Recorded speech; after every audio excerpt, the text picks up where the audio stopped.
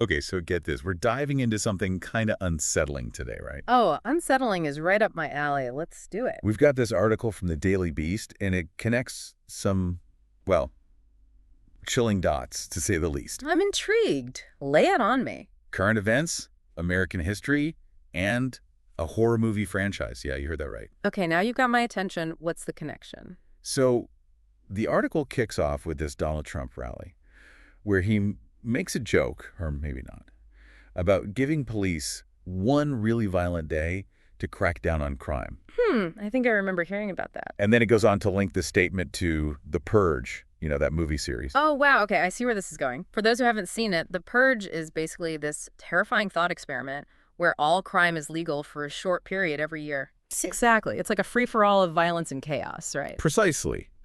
But the article argues that for certain groups in America, this isn't just some fictional horror. It's got some uncomfortable parallels to reality. It's like the writer saying, hey, what if The Purge isn't that far-fetched? Yeah, and the article specifically mentions Danielle Moodie, the co-host of the podcast this article is based on.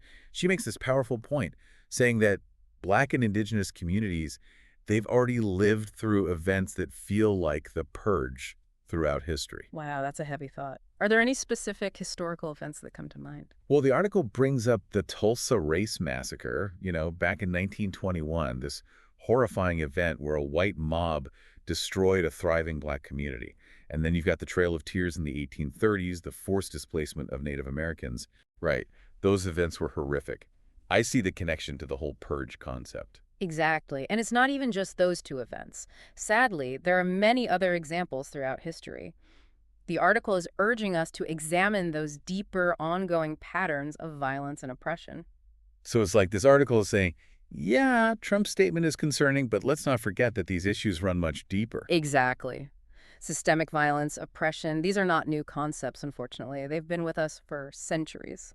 So how did people react to Trump's statement? Well, according to the article, it was a mixed bag. Some people were laughing it off, while others were totally horrified. It's like that scene in a horror movie where the audience is split between those who think it's funny and those who are genuinely scared. And that is precisely what makes this more than just a news story. It reveals something about how we process information, how our own experiences shape our perceptions of reality, what we're willing to accept.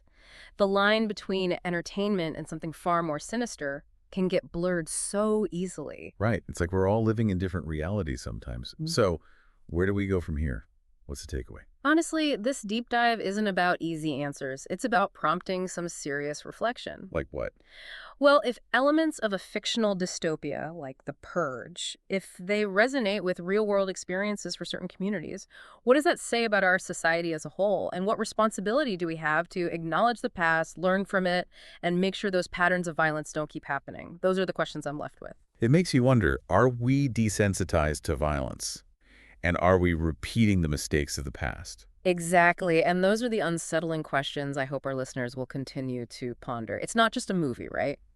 It's a reflection of our world. Definitely something to think about.